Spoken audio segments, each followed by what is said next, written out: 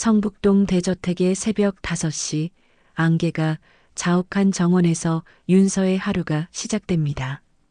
34살의 그녀는 가정부 복장을 입고 마당에 낙엽을 쓸고 있었죠. 하지만 오늘은 뭔가 달랐습니다. 평소보다 일찍 깨어난 이유를 알 수 없는 불안감 때문이었죠. 또 그 꿈을 꿨어. 윤서는 중얼거렸습니다. 어젯밤에도 불길 속에서 누군가가 자신의 이름을 부르는 꿈을 꾸었던 것입니다. 그 목소리는 너무나 절절했고 깨어나서도 귓가에 맴돌았죠. 10년이 넘게 이 집에서 일해온 윤서에게는 말할 수 없는 비밀이 하나 있었습니다. 5살 이전의 기억이 완전히 사라져 있다는 것이었죠. 보육원에서 자란 것도 자신의 이름도 모든 것이 그 시점부터 시작되었습니다. 윤서야, 당장 올라와. 집안에서 날카로운 목소리가 울려 퍼졌습니다. 대기업 회장의 며느리 이서진이 부르고 있었죠. 그 목소리에는 평소보다 더 큰 짜증이 묻어 있었습니다. 윤서는 서둘러 집 안으로 들어갔습니다. 거실에서 서진은 명품 소파에 앉아 있었는데 그녀의 얼굴은 심상치 않았죠. 너 어젯밤에 회장님 방 앞에서 뭐 했어? 서진의 눈빛이 날카로웠습니다. 예, 저는 그냥 지나가다가. 거짓말 하지 마. 회장님이 밤새 너 이름을 중얼거리셨다고 하던데? 서진은 의자에서 벌떡 일어나며 윤서를 노려봤습니다. 윤서는 당황했습니다. 정말로 어젯밤 회장님 방 앞을 지나간 것뿐이었는데 왜 자신의 이름을 부르셨을까요? 너 혹시 회장님께 뭔가 꿰어내려고 하는 거 아니야? 유산이라도 노리고? 서진의 목소리가 점점 높아졌습니다. 그런 게 아닙니다. 저는 정말 제가 대학은 나왔을까? 하녀 주제에 감히 회장님을 꼬시려 들다니. 서진은 비웃으며 말했습니다. 물티슈 떨어졌어. 마트 가서 사와. 그리고 오늘부터 회장님 방 근처에는 얼씬도 하지 마. 윤서는 고개를 숙이며 외투를 걸쳤습니다. 가슴 한구석이 답답했지만 참는 것이 익숙했죠. 마트로 향하는 길, 윤서는 이상한 장면을 목격했습니다. 검은 정장을 입은 남자 2명이 대저택 주변을 맴돌고 있었던 것이죠. 그들은 윤서를 발견하자 급히 자리를 떴습니다. 뭔가 이상해. 불안한 마음으로 장을 보고 돌아오는 길, 윤서는 집 근처에서 구급차 소리를 들었습니다. 심장이 쿵 내려앉았죠. 집에 도착하니 현관 앞에 구급차가 서 있었습니다. 의료진들이 들것을 가지고 나오고 있었고 그 위에는 산소 마스크를 쓴 김도연 회장이 누워 있었습니다. 회장님, 윤서는 무의식적으로 외쳤습니다. 81세의 회장은 들것에 실린 채로도 윤서를 찾는 듯한 눈빛을 보냈습니다. 그 순간 윤서와 회장의 시선이 마주쳤죠. 윤서야. 회장의 입에서 희미한 목소리가 흘러나왔습니다. 서진은 윤서를 밀치며 소리쳤습니다. 비켜. 가족도 아닌 주제에. 하지만 회장은 의료진을 막고 윤서를 불렀습니다. 윤서, 가까이 와. 윤서는 떨리는 발걸음으로 다가갔습니다. 회장은 떨리는 손으로 주머니에서 작은 쪽지를 꺼내 윤서의 손에 쥐어주었죠. 언젠가 이걸 전해줄 사람이 내가 맞단 생각이 들었네. 병원에서 꼭 혼자 와. 그 말을 마치자 회장은 의식을 잃었고 구급차는 급히 병원으로 향했습니다. 윤서는 떨리는 손으로 쪽지를 펼쳐봤습니다. 한 문장이 적혀 있었죠. 윤서야, 살아있다면 아빠가 미안하다. 아빠? 윤서의 머릿속이 하얗게 변했습니다. 왜 회장님이 자신을 아빠라고 부르는 글을 주신 걸까요? 그날 저녁 윤서는 병원으로 향했습니다. 중환자실 앞에서 망설이고 있을 때 간호사가 나왔습니다. 환자분이 깨어나셨는데 윤서님을 찾고 계세요. 윤서는 떨리는 마음으로 중환자실에 들어갔습니다. 산소 마스크를 쓰고 있던 회장은 윤서를 보자 눈물을 흘렸습니다. 정말 내 딸이구나. 회장님, 무슨 말씀이세요? 윤서야, 너는 혹시 5살 이전 기억이 없니? 윤서는 놀라며 고개를 끄덕였습니다. 예. 어떻게 아셨어요? 1987년 대전 성모병원 화재. 기억나니? 윤서의 온몸에 전율이 흘렀습니다. 저는 기억이 없어요.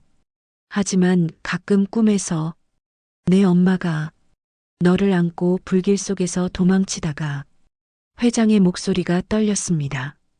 내가 늦었어. 내가 너희를 구하지 못했어. 그럼 저는 정말 회장님의 내 딸이야. 내가 잃어버린 소중한 딸. 그 순간 윤서의 머릿속에 희미한 기억들이 떠올랐습니다. 따뜻한 품, 자장가 소리, 그리고 곰 인형. 아빠. 윤서는 처음으로 그 말을 내뱉었습니다. 회장은 윤서의 손을 꼭 잡고 말했습니다. 윤서야, 아빠가 너무 늦었지? 10년 넘게 내 집에서 하녀로 살게 해서 정말 미안해. 윤서의 눈에서 눈물이 쏟아졌습니다. 10년 동안 느꼈던 공허함, 이 집에 대한 묘한 그리움, 모든 것이 설명되는 순간이었죠. 수술 전에 집에 있는 금고 열쇠를 줄게. 거기에 너에 대한 모든 것이 들어있어.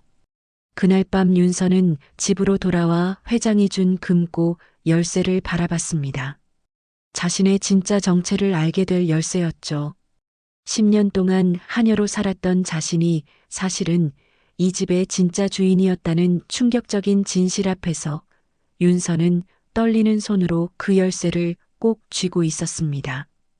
그날 밤 윤서는 잠들 수 없었습니다. 회장이 준 금고 열쇠를 손에 쥐고 천장을 바라보며 뒤척였죠. 10년 동안 자신이 누구인지 몰랐던 그 공허함이 이제야 설명되는 것 같았습니다. 새벽 4시 윤서는 조용히 침대에서 일어났습니다. 회장의 서재로 향하는 발걸음이 떨렸죠.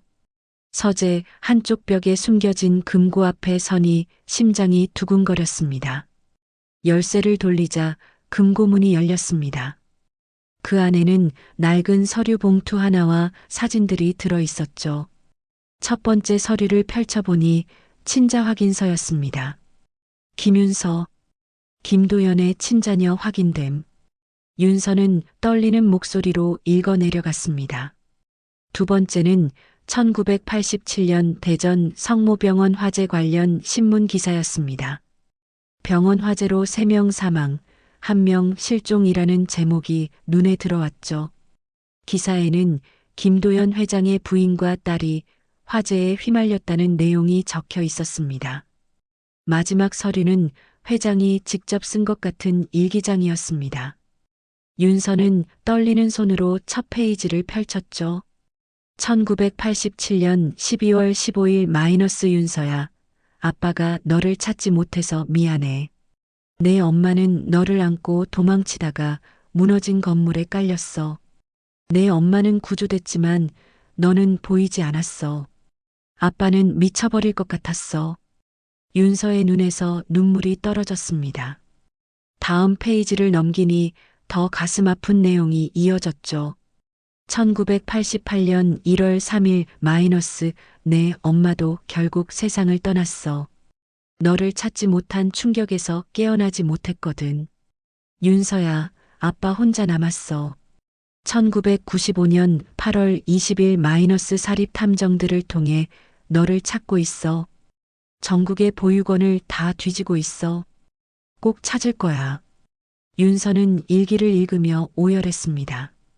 회장이 10년 넘게 자신을 찾아 헤맸다는 것을 알게 되었죠. 그리고 마지막 페이지에서 충격적인 내용을 발견했습니다. 2013년 3월 10일 마이너스 새로 온 가정부 오윤서. 그 아이를 보는 순간 심장이 멎는 줄 알았어.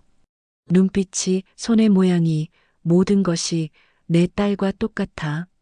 하지만 확신할 수 없어. 혹시 내가 너무 간절해서 다른 사람을 내가 맞다고 착각하는 건 아닐까?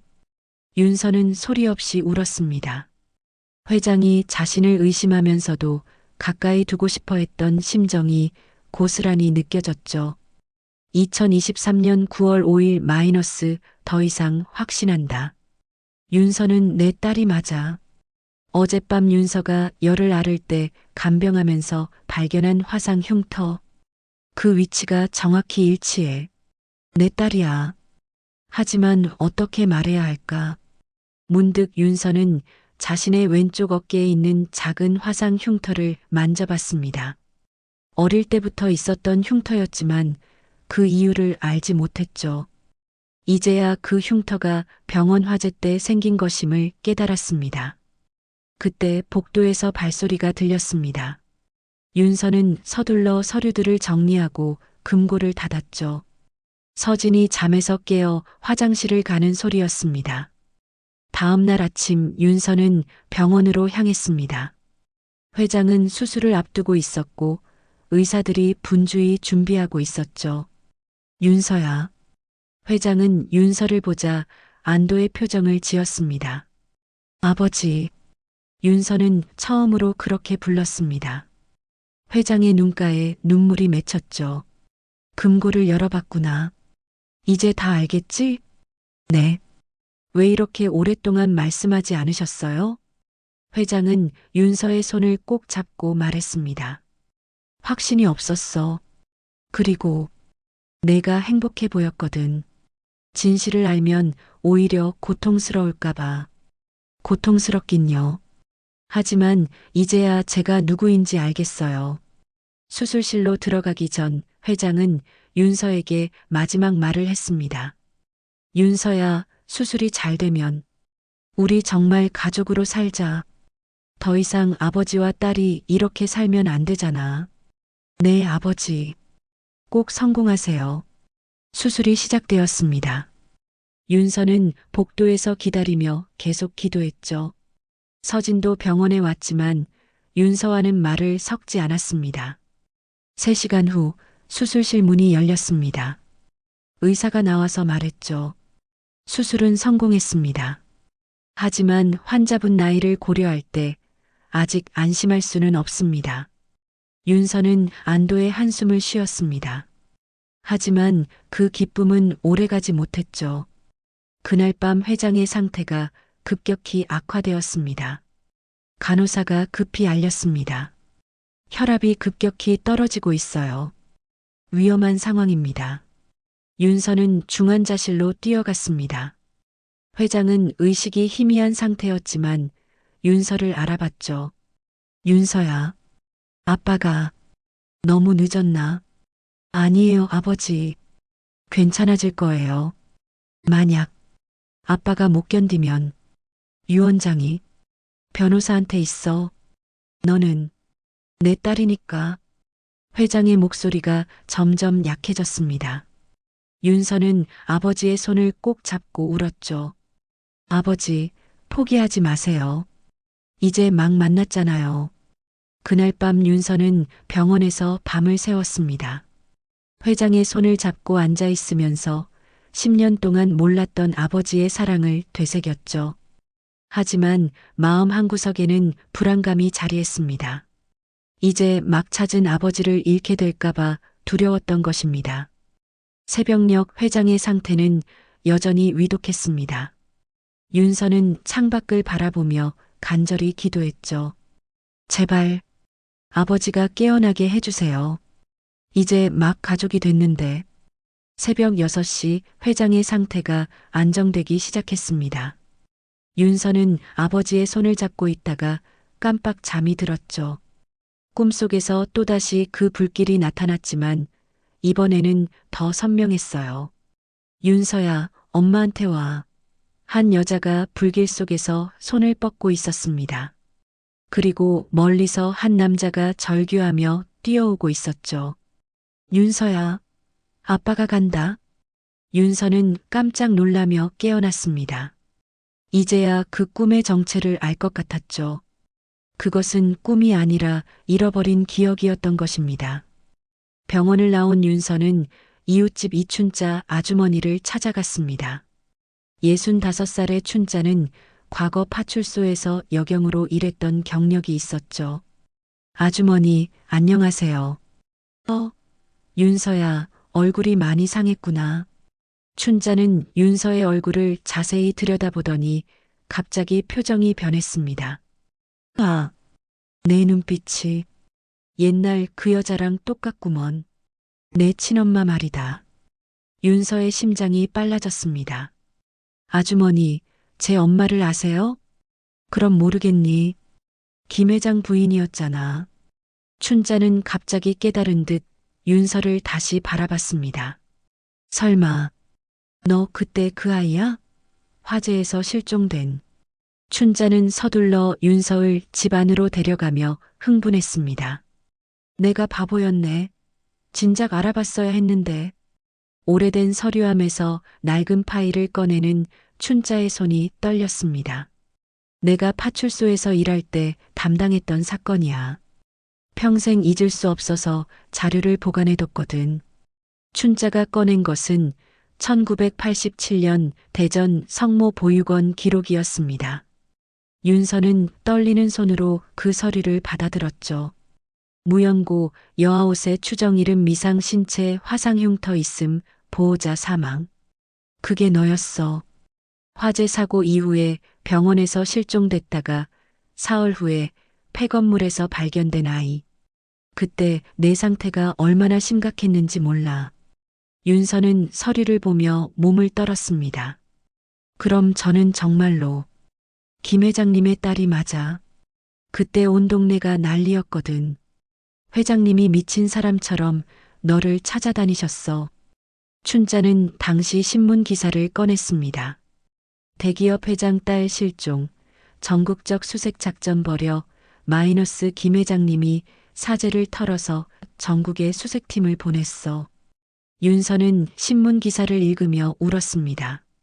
아버지가 얼마나 자신을 찾으려 노력했는지 알 수 있었죠. 그런데 윤서야, 내가 알아야 할 게 하나 더 있어.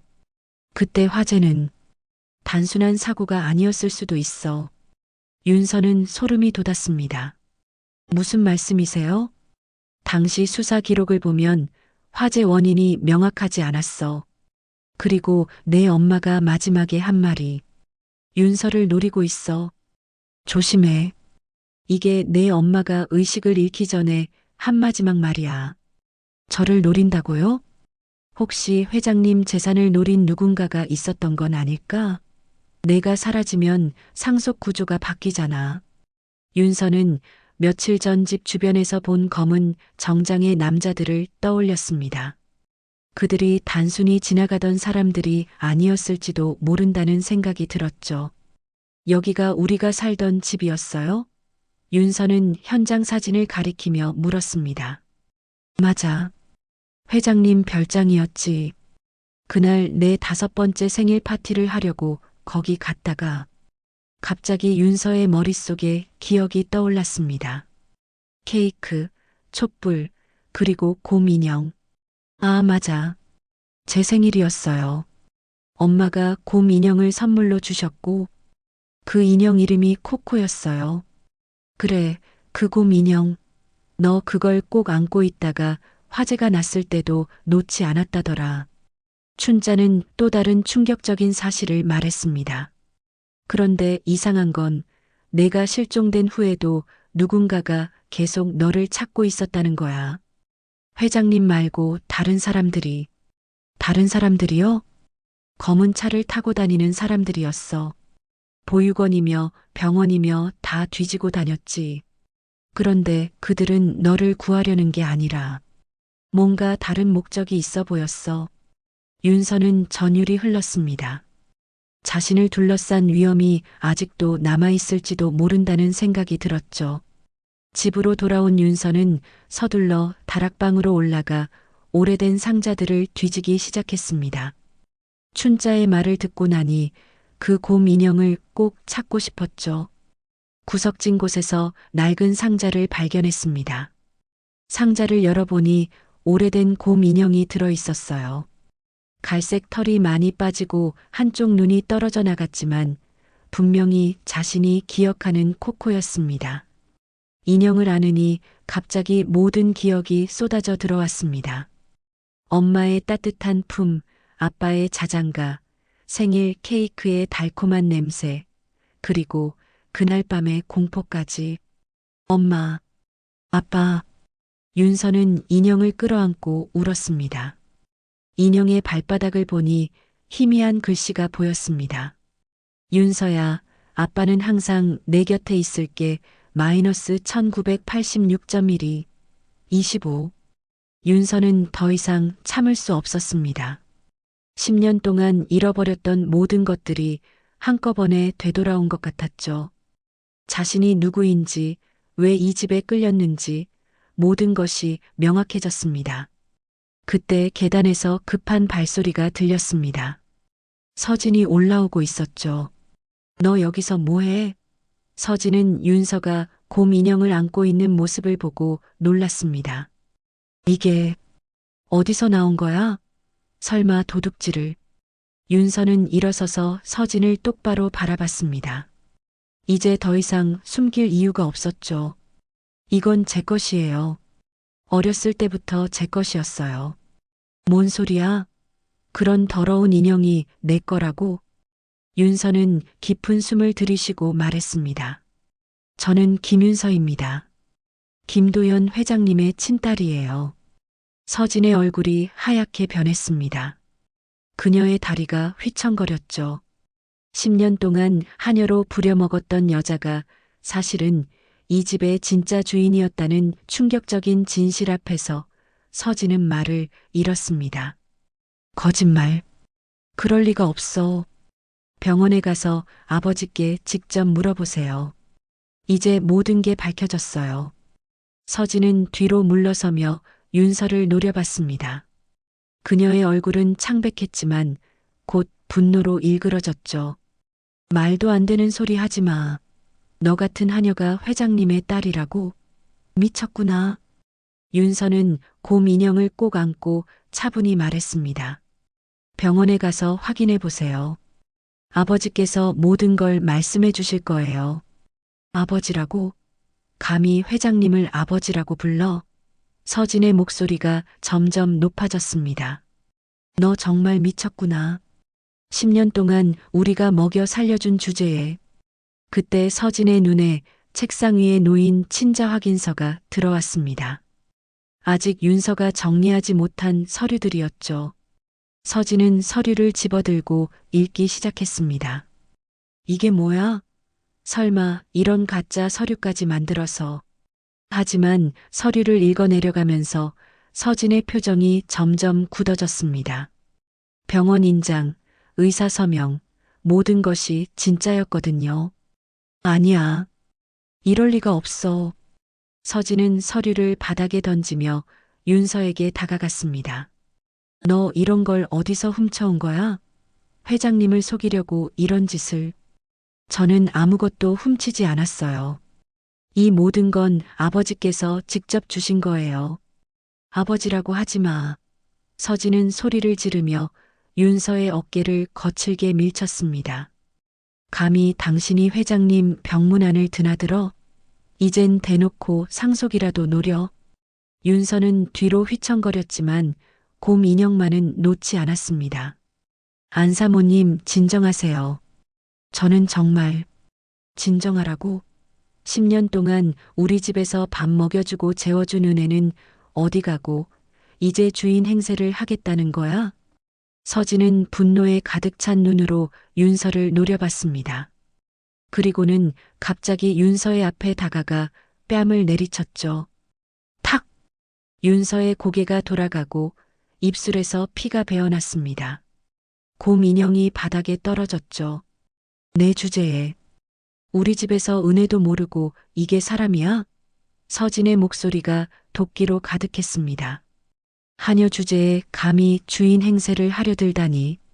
윤서는 뺨을 감싸며 고개를 숙였습니다. 하지만 그 순간 조용히 열린 다락방 문틈 사이로 휠체어 바퀴 소리가 들렸습니다. 김도연 회장이 그 광경을 말없이 지켜보고 있었던 것입니다. 병원에서 나온 회장은 집에 들러 윤서를 찾고 있었죠. 하지만 다락방에서 들려오는 소리에 놀라 올라왔다가 이 끔찍한 장면을 목격하게 된 것입니다. 회장의 눈썹이 떨렸습니다. 피 한 방울 없는 얼굴로 입술을 질끈 다물었죠. 자신의 친딸이 며느리에게 폭력을 당하는 모습을 보고 있던 것입니다. 서진은 회장의 존재를 알아채지 못한 채 계속 독서를 퍼부었습니다. 이런 더러운 인형까지 가지고 다니면서 무슨 연극을 하려는 거야? 정말 가증스럽네. 서진은 바닥에 떨어진 곰 인형을 발로 찼습니다. 인형이 벽에 부딪히며 솜이 흘러나왔죠. 안 돼요. 윤서는 울면서 인형으로 달려갔습니다. 제발, 그만해 주세요. 뭐가 안 된다고? 이런 더러운 걸 왜 아끼는 거야?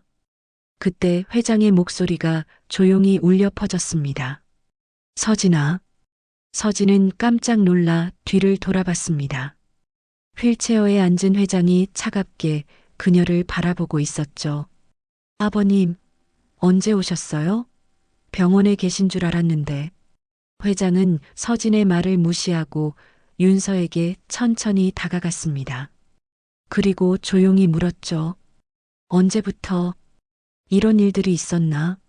윤서는 고개를 들지 못한 채 울음을 삼켰습니다. 회장은 윤서의 상처난 입술을 보며 주먹을 꽉 쥐었습니다. 답해줘, 윤서야. 아빠한테 말해. 서진은 그 말을 듣고 충격에 빠졌습니다. 아버님, 지금 뭐라고 하신 거예요? 아빠라고? 회장은 서진을 돌아보며 차갑게 말했습니다. 윤서는 내 딸이야. 내가 잃어버렸던 친딸이다. 그럴 리 없어요. 저 여자는 그냥 하녀예요. 10년 동안 내 딸을 하녀로 부려먹고 폭력까지 휘둘렀구나. 회장의 목소리가 떨렸습니다. 내가 얼마나 바보였는지. 회장은 입술을 떨며 혼잣말처럼 말했습니다. 내가 내 딸이란 게 정말 내 벌이구나. 서진은 당황해서 변명하기 시작했습니다. 아버님, 저는 몰랐어요. 정말 몰랐다고요. 몰랐다고? 그럼 왜 내 딸을 때린 거야? 회장의 눈에 분노가 타올랐습니다. 윤서는 회장의 손을 잡고 말했습니다. 아버지, 괜찮아요. 저는 괜찮아요. 괜찮지 않아. 내 딸이 이런 고생을 하는데 어떻게 괜찮아? 회장은 윤서의 뺨을 어루만지며 눈물을 흘렸습니다. 서진은 무릎을 꿇고 싶은 충동을 느꼈지만 여전히 믿을 수 없었습니다. 증거가 있어요? 정말로 그 사람이 아버님의 딸이라는. 회장은 윤서에게서 받은 곰 인형을 들어 보였습니다. 이 인형, 내가 윤서 5번째 생일에 선물한 거야. 발바닥에 내가 직접 쓴 글씨가 있어. 서진은 인형을 받아 발바닥을 확인했습니다. 정말로 회장의 필체로 쓰인 글씨가 있었죠. 이럴 수가. 서진은 주저앉았습니다. 회장은 서진을 차갑게 내려다보며 말했습니다. 오늘 일은 절대 잊지 않을 거야. 내 딸에게 한 일을 모두 기억하고 있겠어. 그 순간 서진은 자신의 미래가 어떻게 될지 깨달았습니다. 상속권자가 바뀐 것입니다. 자신이 10년 동안 하녀로 부렸던 여자가 이제 자신의 주인이 될 수도 있다는 사실을. 윤서는 아버지의 품에 안기며 조용히 울었습니다. 10년 동안 참아왔던 모든 고통이 한꺼번에 쏟아져 나오는 것 같았죠. 회장은 윤서를 안으며 다짐했습니다. 이제 더 이상 자신의 딸이 이런 고생을 하게 두지 않겠다고. 그날 밤 회장은 윤서를 서재로 불렀습니다. 서진은 충격에 빠져 자신의 방에 틀어박혀 있었고 집안은 고요했죠. 회장은 휠체어에 앉아 윤서의 상처난 입술을 안타깝게 바라봤습니다. 윤서야, 아빠가 정말 미안해. 너를 이렇게 오랫동안 고생시켜서. 괜찮아요, 아버지. 이제 다 끝났잖아요. 회장은 깊은 한숨을 쉬며 말했습니다. 아니야. 아직 끝나지 않았어. 너에게 보여줄 게 더 있어. 회장은 비서 강 실장을 불렀습니다. 50대 중반의 강 실장은 회장 곁에서 20년 넘게 일해온 신뢰할 만한 사람이었죠. 실장, 내 수술 전에 부탁했던 그것을 가져와. 예, 회장님. 바로 가져오겠습니다. 강 실장이 특별한 금고 열쇠를 가져오자 회장은 그것을 윤서에게 건넸습니다. 윤서야, 이 금고 안에는 내가 알아야 할 모든 진실이 들어있어. 내가 수술 전에 너에게 전해주려던 것들이야. 금고가 열리자 그 안에는 두꺼운 서류 봉투들과 오래된 사진들이 들어있었습니다. 첫 번째 서류를 펼치니 윤서의 친자 확인서였죠. 김윤서, 김도연의 친자녀 확인됨. 윤서는 떨리는 목소리로 읽어 내려갔습니다. 그래, 내가 너를 찾은 후 몰래 검사한 거야. 확실하게 하고 싶었거든. 두 번째 서류는 더욱 충격적이었습니다. 1987년 화재 사건의 상세 조사 보고서였죠. 아버지, 이건 뭐예요? 회장의 표정이 어두워졌습니다. 윤서야, 그날 화재는 사고가 아니었어. 무슨 말씀이세요? 누군가가 일부러 불을 질렀어. 나를 제거하려던 경쟁자들이 있었거든. 하지만 그날 내가 급한 일로 회사에 가게 되면서 회장의 목소리가 떨렸습니다. 나 대신 너와 내 엄마가 피해를 입었어. 윤서는 충격에 빠졌습니다. 그럼 엄마는? 내 엄마는 너를 구하려다가 무너진 건물에 깔렸어. 마지막까지 너를 찾으려 했지. 세 번째 봉투에서는 놀라운 것이 나왔습니다. 두꺼운 일기장이었죠. 이건 내가 너를 찾으면서 쓴 일기야. 매일매일 너를 그리워하며 적었어. 윤서는 일기를 펼쳐봤습니다. 1987년 12월 20일 마이너스 윤서야. 오늘도 너를 찾지 못했어. 전국의 병원을 다 뒤졌는데 1990년 3월 15일 마이너스 사립 탐정 세 팀을 더 고용했어. 포기할 수 없어. 2000년 1월 1일 마이너스 새천년이 왔어. 새로운 희망으로 다시 너를 찾아보겠어. 2013년 3월 10일 마이너스 새로운 가정부를 보는데 심장이 멎을 뻔했어. 너와 너무 닮았어. 윤서는 일기를 읽으며 울었습니다. 아버지가 자신을 얼마나 간절히 찾았는지 알 수 있었죠. 그때 강 실장이 급하게 들어왔습니다. 회장님, 큰일입니다. 무슨 일인가? 방금 경비실에서 연락이 왔는데 정체불명의 남자들이 집 주변을 맴돌고 있다고 합니다. 그리고 강 실장은 잠시 망설이더니 말을 이었습니다. 오늘 오후에 이상한 전화가 여러 통 왔습니다. 윤서 양에 대해 묻는 전화들이었어요. 회장의 얼굴이 굳어졌습니다. 어떤 내용이었나? 윤서 양이 정말 회장님의 딸이 맞는지, 언제 그 사실을 알게 되었는지, 심지어 윤서 양의 일상 패턴까지 물어보더군요. 윤서는 소름이 돋았습니다. 누가 저를 감시하고 있다는 건가요? 회장은 주먹을 꽉 쥐었습니다. 역시 아직 포기하지 않았구나. 아버지, 누구 말씀이세요? 윤서야, 내가 살아있다는 게 알려지면 위험해져. 그때 화재를 일으킨 사람들 말이야. 강 실장이 덧붙였습니다. 더 심각한 문제가 있습니다. 그들이 윤서 양이 상속자라는 것까지 알고 있는 것 같습니다. 그때 갑자기 정전이 되었습니다. 집 전체가 캄캄해졌죠. 이상해. 정전은 아닌 것 같은데. 강 실장이 중얼거렸습니다. 바로 그 순간 창밖에서 이상한 그림자들이 움직이는 게 보였습니다. 아버지, 저기 보세요. 회장은 급히 강 실장에게 지시했습니다. 당장 경찰에 신고하고 경비팀에 비상을 걸어. 네, 알겠습니다. 하지만 전화가 먹통이었습니다. 전화선까지 끊어진 것 같았죠. 윤서야, 내 뒤에 숨어 있어. 그때 1층에서 뭔가 부서지는 소리가 들렸습니다. 누군가가 집 안으로 침입한 것 같았죠. 윤서 양을 내놓으시오. 계단 아래에서 낯선 남자의 목소리가 들렸습니다. 우리는 윤서 양과 할 이야기가 있소. 회장은 윤서를 꼭 안으며 속삭였습니다. 윤서야, 무슨 일이 있어도 나를 믿어.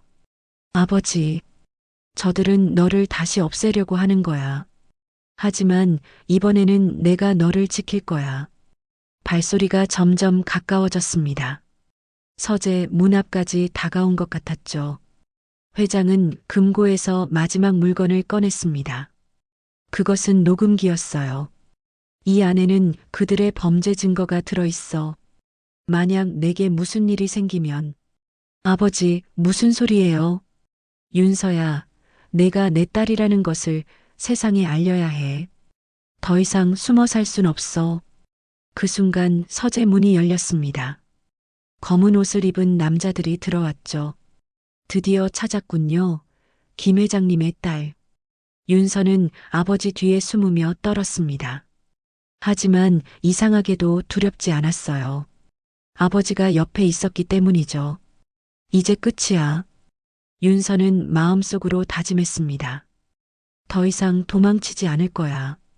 검은 옷을 입은 남자들이 서재로 들어왔지만 그 순간 갑자기 사이렌 소리가 울려 퍼졌습니다. 강 실장이 미리 준비해둔 비상벨이었죠. 젠장, 경비가 왔다. 한 남자가 소리쳤습니다. 빨리 철수해. 다른 남자가 외치며 그들은 서둘러 사라졌습니다. 하지만 이미 윤서에게는 중요한 변화가 일어나고 있었습니다. 공포와 긴장 속에서 그동안 막혀있던 기억의 문이 열리기 시작한 것이죠. 아버지, 머릿속에 뭔가가. 윤서는 머리를 감싸며 고통스러워했습니다. 갑자기 윤서의 눈앞에 선명한 기억들이 떠올랐습니다.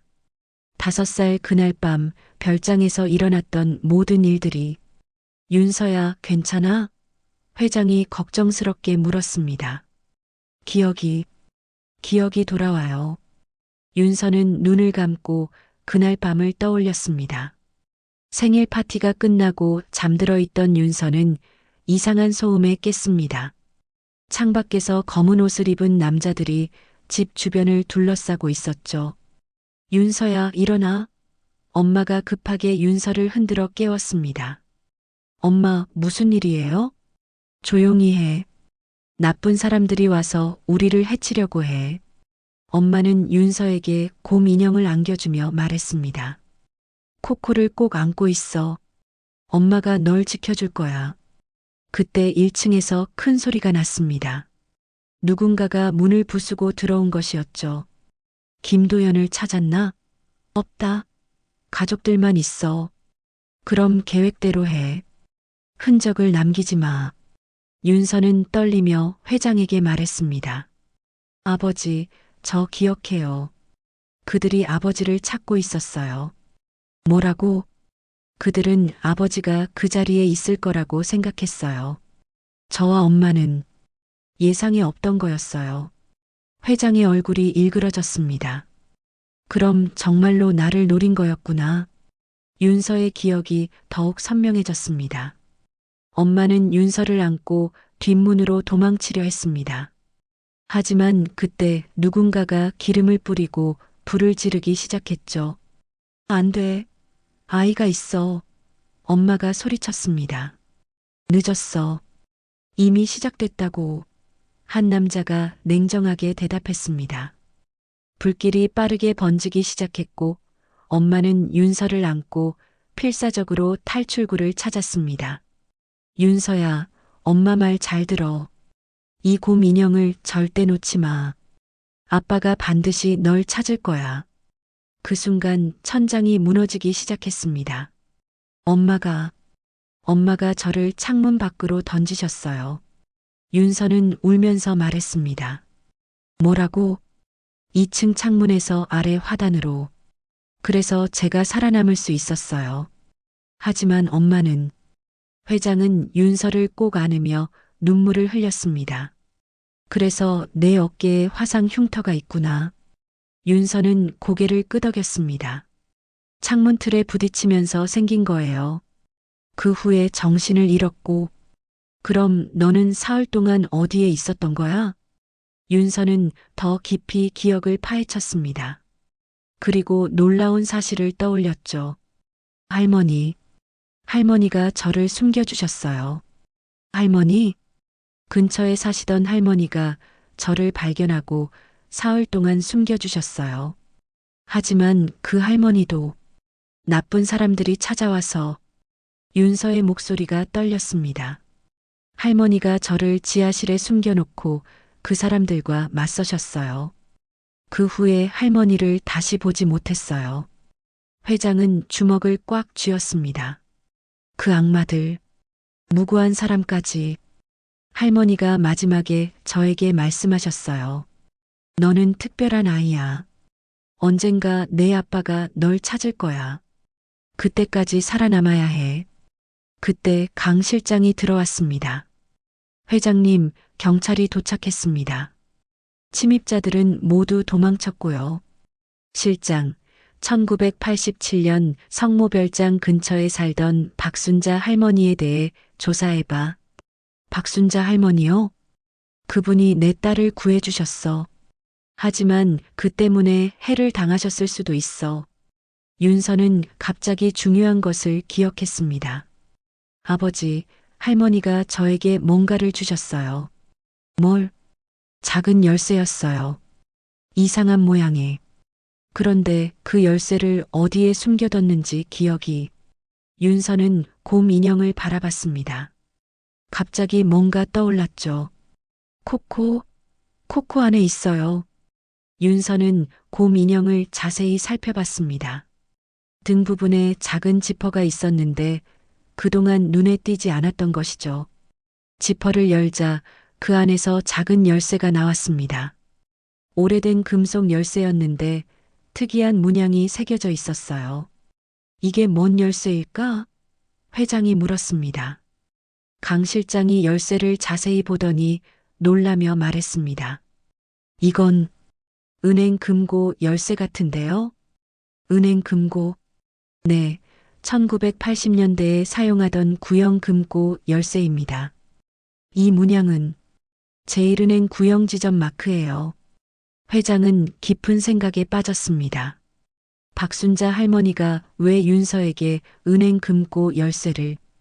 그때 윤서가 또 다른 기억을 떠올렸습니다. 할머니가 말씀하셨어요. 이건 내 미래를 위한 거야. 내가 어른이 되면 이해하게 될 거야. 그리고 뭐라고 더 하셨어?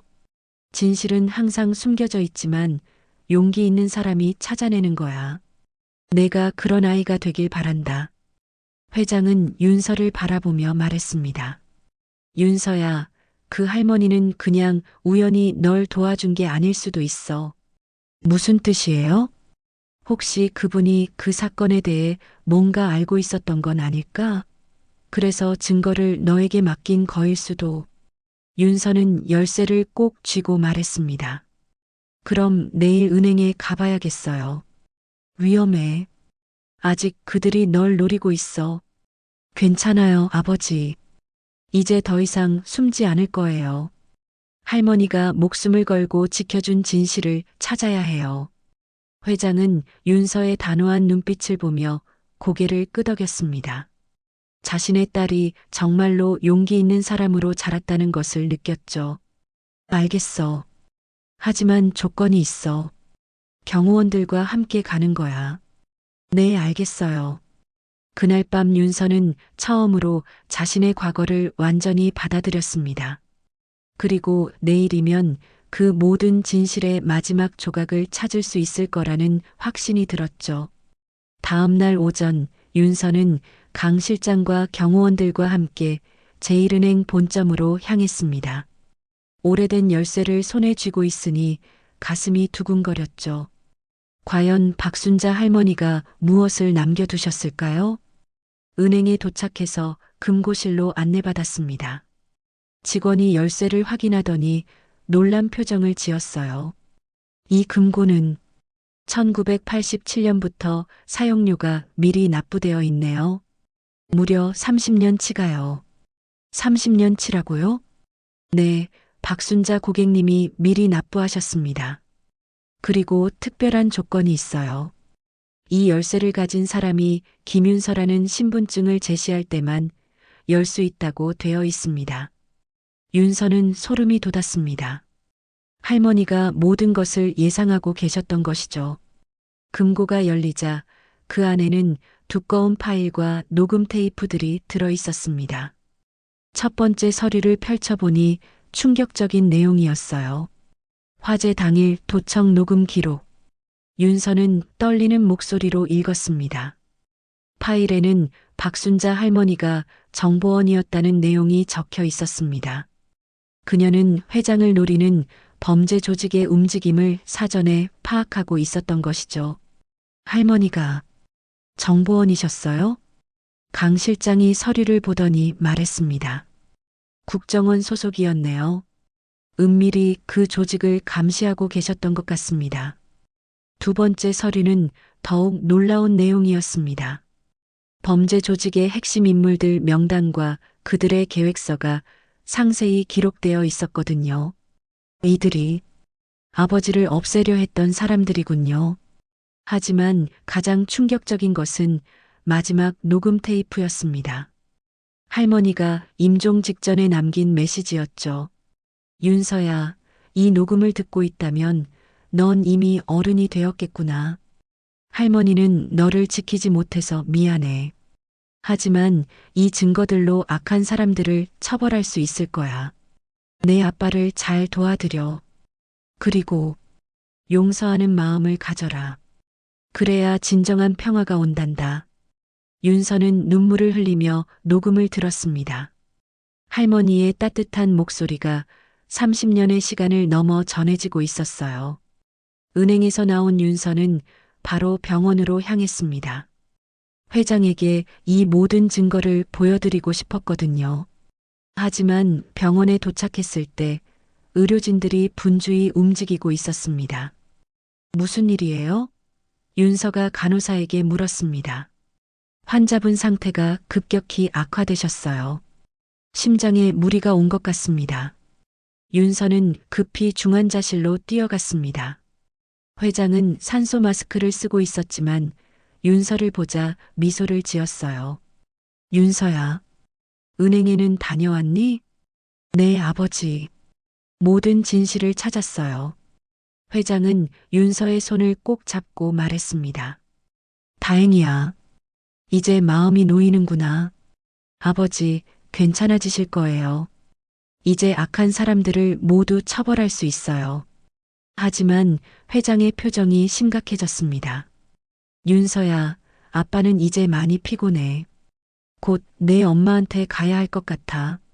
그런 말씀하지 마세요. 윤서야, 아빠가 마지막으로 부탁이 있어. 유언장을 공개하는 자리에서 너는 꼭 용서하는 마음을 가져라. 무슨 말씀이세요? 서진이도 나름대로 힘들었을 거야. 갑자기 내가 나타나서 얼마나 당황스러웠겠어. 그날 밤 회장의 상태는 더욱 악화되었습니다. 의사들이 최선을 다했지만 결국 회장은 평안하게 눈을 감았습니다. 아버지, 아버지. 윤서는 아버지의 손을 잡고 울부짖었습니다. 3일 후 장례식장에는 많은 사람들이 모였습니다. 윤서는 상주로서 조문객들을 맞이했죠. 서진도 검은 한복을 입고 조용히 앉아 있었습니다. 장례식이 끝난 후 변호사가 유언장 낭독을 위해 사람들을 모았습니다. 서진은 긴장한 표정으로 앉아 있었고 윤서는 아버지의 마지막 말을 떠올리며 마음을 다잡았어요. 고 김도연 회장님의 유언장을 낭독하겠습니다. 변호사의 목소리가 조용한 방 안에 울려 퍼졌습니다. 나 김도연은 정신이 건전한 상태에서 이 유언장을 작성한다. 첫째, 내 회사 지분의 70%와 부동산, 그리고 모든 개인 재산은 내 친딸 김윤서에게 상속한다. 서진의 얼굴이 하얗게 변했습니다. 하지만 유 원장은 계속되었어요. 둘째, 며느리 이서진에게는 생활비로 월 300만 원씩 지급하되 윤서가 허락하는 한 성북동 저택에서 계속 거주할 수 있다. 셋째, 나머지 재산은 고아원과 보육원에 기부한다. 모든 사람들이 숨을 죽이고 들었습니다. 그리고 마지막 문장에서 모두의 가슴이 뭉클해졌어요. 윤서야, 아빠가 너를 늦게 찾아서 미안했어. 이제 당당하게 살아가렴. 그리고 서진이를 용서해 주렴.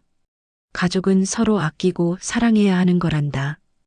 유 원장 낭독이 끝나자 정적이 흘렀습니다. 서진은 믿을 수 없다는 표정으로 윤서를 바라봤어요. 말도 안 돼. 전현이 주인이라고? 하지만 윤서는 조용히 일어서서 서진에게 다가갔습니다. 언니, 뭐라고? 저는 유산을 원한 적 없어요. 그저 단 한 번만이라도 아버지라 부르고 싶었을 뿐이에요. 윤서의 진심이 담긴 말에 서진의 마음이 흔들렸습니다. 하지만 아버지의 뜻이니까 받아들이겠어요. 대신 언니도 이 집에서 계속 사세요. 우리가 정말 가족이 되었으면 좋겠어요. 그 말에 서진은 무릎을 꿇고 윤서 앞에 주저앉았습니다. 정말 미안했어요. 제가 사람을 너무 우습게 봤어요. 10년 동안 당신을 그렇게 대했는데. 서진의 목소리가 떨렸습니다. 용서해 주세요. 제발 용서해 주세요. 윤서는 서진을 일으켜 세우며 말했습니다. 이제 다 지난 일이에요. 우리 새로 시작해요. 그 모습을 지켜보던 조문객들도 눈물을 흘렸습니다. 증오와 원망이 아닌 용서와 사랑으로 끝나는 이야기에 모두가 감동했던 것이죠. 윤서는 아버지의 영정 사진을 바라보며 속삭였습니다. 아버지, 제가 해냈어요. 용서하는 마음으로. 장례식이 끝나고 일주일이 지났습니다. 윤서는 여전히 성북동 대저택에서 살고 있었지만 이제는 완전히 다른 모습이었어요. 가정부복 대신 단정한 정장을 입고 회장실에서 회사 업무를 보고 있었죠. 하지만 윤서의 마음은 복잡했습니다. 갑작스럽게 떠맡은 무거운 책임감과 여전히 자신을 노리는 세력들에 대한 불안감이 교차했거든요. 윤서 회장님, 오늘 이사회가 있습니다. 강 실장이 보고했습니다. 아직 회장님이라는 호칭은 어색해요. 그냥 윤서라고 불러주세요. 하지만 이제 정식으로 회장님이 되셨는데. 윤서는 창밖을 바라보며 말했습니다. 강 실장님, 제가 정말 이 자리에 어울릴까요? 얼마 전까지만 해도 청소하고 빨래하던 사람인데. 윤서님, 혈통만이 리더를 만드는 게 아닙니다. 10년 동안 고생하시면서 쌓인 인내와 겸손함이 오히려 더 큰 자산이죠. 그때 서진이 조심스럽게 회장실에 들어왔습니다. 예전과는 달리 윤서에게 정중하게 인사했어요. 윤서야. 아니, 회장님. 말씀드릴 게 있어서요. 언니, 편하게 윤서라고 부르세요. 우리는 가족이잖아요. 서진은 감사한 표정으로 앉았습니다. 어제 이상한 전화가 또 왔어요. 당신을 찾는 전화였어요. 윤서의 표정이 심각해졌습니다. 어떤 내용이었나요? 당신이 회장 자리에 앉은 것을 축하한다면서 곧 만나자고 하더라고요. 목소리가 너무 섬뜩했어요. 강 실장이 끼어들었습니다.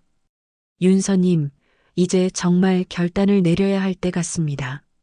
박순자 할머니가 남기신 증거들을 공개하는 게 어떨까요? 하지만 그러면 더 위험해질 수도 있어요. 오히려 숨어 있을 때가 더 위험합니다. 당당하게 맞서는 게 나아요. 윤서는 고민에 빠졌습니다. 그때 갑자기 비서가 급하게 들어왔어요. 죄송합니다. 1층 로비에 경찰분들이 오셨는데 체포영장을 가지고 계신다고. 체포영장이라고요? 네, 윤서 회장님을 보자고 하시는데. 윤서는 당황했지만 침착하게 대처했습니다. 알겠어요. 내려가겠습니다. 1층 로비에는 정말로 경찰들이 와 있었습니다. 하지만 그들이 가져온 것은 체포영장이 아니라 좋은 소식이었어요. 김윤서 회장님이시죠? 저희는 광역수사대입니다. 네, 그런데 박순자 씨가 남기신 증거 자료들을 검토한 결과 1987년 화재 사건의 범인들을 모두 검거했습니다. 윤서는 놀라며 물었습니다. 정말요? 네, 30년 만에 해결된 사건입니다. 박순자 씨의 증거가 결정적이었어요. 그분이 정말 대단한 분이셨네요. 경찰서장이 윤서에게 말했습니다. 이제 안전하십니다. 더 이상 신변을 걱정하지 않으셔도 돼요. 윤서는 안도의 한숨을 쉬었습니다. 드디어 과거의 그림자에서 벗어날 수 있게 된 것이죠. 며칠 후 윤서는 중요한 결정을 내렸습니다. 회사 이사회에서 발표할 내용이 있었거든요. 저는 회장직을 수락하되 조건이 있습니다. 이사들이 궁금한 표정으로 윤서를 바라봤어요. 첫째, 회사 이익의 30%는 매년 사회복지시설에 기부하겠습니다. 특히 고아원과 보육원에 우선적으로 지원하겠어요. 둘째, 직원들의 복지를 대폭 개선하겠습니다. 모든 직원이 가족처럼 일할 수 있는 환경을 만들고 싶어요. 셋째, 저는 앞으로도 검소하게 살겠습니다. 화려한 생활보다는 진정한 가치를 추구하겠어요. 이사들은 윤서의 말에 감동했습니다. 이런 리더는 처음 보았거든요. 그날 저녁 윤서는 성북동 집으로 돌아와 자신의 다락방을 정리하고 있었습니다. 10년 동안 사용했던 가정부 방의 물건들을 하나씩 정리하면서 감회가 새로웠어요. 서진이 올라와서 윤서를 도와주었습니다. 이제 정말 주인 방으로 이사하는 거네요. 네, 하지만 이 방도 소중한 추억이 많아요. 윤서는 가정부복을 가지런히 접어서 상자에 넣었습니다. 그리고 작은 편지를 써서 옷 위에 올려놓았어요. 가정부 오윤서로 보낸 지난 10년 그 시간 덕분에 저는 딸 김윤서로 다시 설 수 있었습니다. 고마웠어요. 서진은 그 모습을 보며 눈물을 흘렸습니다. 윤서야, 내가 정말 미안해. 그때 내가 너를 때리지 않았다면 우린 진작 친구가 될 수도 있었겠지. 언니, 이제 그런 말 하지 마세요. 모든 일에는 때가 있는 거예요. 지금이 바로 우리가 진짜 가족이 되는 때인 것 같아요. 윤서는 곰 인형 코코를 꼭 안고 창가에 섰습니다. 성북동의 야경이 한눈에 내려다 보였어요. 코코야, 우리 정말 긴 여행을 했구나. 이제 집에 돌아왔어. 며칠 후 윤서는 박순자 할머니의 묘소를 찾아갔습니다. 소박한 비석 앞에 꽃을 놓고 깊이 절했어요. 할머니, 제가 해냈어요. 할머니가 목숨 걸고 지켜주신 진실로 나쁜 사람들을 모두 처벌했어요. 그리고 용서하는 마음도 배웠고요. 바람이 불어와 윤서의 머리카락을 살랑거렸습니다. 마치 할머니가 대답해 주시는 것 같았어요. 할머니가 말씀하신 대로 저는 특별한 아이가 맞았나 봐요. 하지만 그 특별함은 혈통 때문이 아니라 사람들을 사랑하고 용서할 줄 아는 마음 때문인 것 같아요. 집으로 돌아오는 길, 윤서는 새로운 다짐을 했습니다. 앞으로는 과거에 얽매이지 않고 미래를 향해 당당하게 걸어가겠다고요. 그날 밤 윤서는 처음으로 회장 침실에서 잠을 청했습니다. 아버지의 향기가 아직 남아있는 방에서 그녀는 평안한 잠에 들었어요. 꿈속에서 아버지와 엄마 그리고 박순자 할머니가 나타나 윤서를 축복해 주었습니다. 잘했어, 윤서야. 이제 정말 자유로워졌구나. 윤서는 미소를 지으며 대답했습니다. 네, 이제 저는 누구의 딸이 아닌 김윤서 그 자체로 살아가겠어요. 새벽이 밝아왔습니다. 성북동 대저택에 따뜻한 햇살이 비쳤고 윤서의 새로운 하루가 시작되었습니다. 하녀복을 벗고 진정한 자신의 삶을 찾은 여자의 당당한 첫걸음이었죠.